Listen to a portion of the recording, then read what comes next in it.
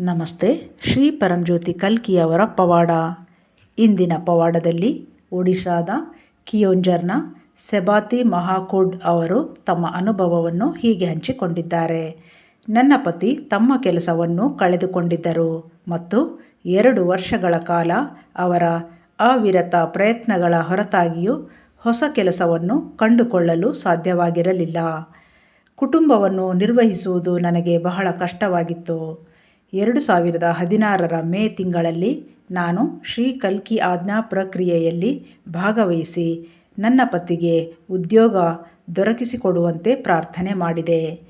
ಪ್ರಕ್ರಿಯೆ ನಂತರದ ಸಾಧನೆಯು ಎಷ್ಟು ಶಕ್ತಿಯುತವಾಗಿತ್ತೆಂದರೆ, ಕೇವಲ 11 ದಿನಗಳ ಒಳಗಾಗಿ ನನ್ನ ಪತಿಗೆ ಪ್ರತಿಷ್ಠಿತ ಕಂಪನಿಯಲ್ಲಿ ಉತ್ತಮ ಸಂಬಳದ ಸಹಿತ ಮೇಲ್ವಿಚಾರಕರಾಗಿ ಉದ್ಯೋಗ ದೊರಕಿತು. ನಾವು ಸತ್ಯಲೋಕದಲ್ಲಿ ಸಹಸ್ರನಾಮ ಹೋಮದಲ್ಲಿ ಭಾಗವಹಿಸಿದ ನಂತರ ಅವರು ಸಂಬಳದಲ್ಲಿ ಹೆಚ್ಚಳವನ್ನು ಪಡೆದರು. ಇದು ನನಗೆ ನಿಜವಾದ ಆಶೀರ್ವಾದ ಮತ್ತು ಪವಾಡವಾಗಿತ್ತು. ನಮ್ಮ ಅನುಗ್ರಹ ಪ್ರದಾತ ಶ್ರೀ ಪರಂಜ್ಯೋತಿ ಭಗವತಿ ಭಗವಾನರ ಕೃಪೆಯಿಂದ ನಮ್ಮ ತೀವ್ರ ಆರ್ಥಿಕ ಸಂಕಷ್ಟವು ಕೊನೆಗೊಂಡಿತು. ಪ್ರೀತಿಯ ಶ್ರೀ ಅಮ್ಮ ಭಗವಾನ್, ನಿಮಗೆ ಹೃತ್ಪೂರ್ವಕ ಕೃತಜ್ಞತೆಗಳು.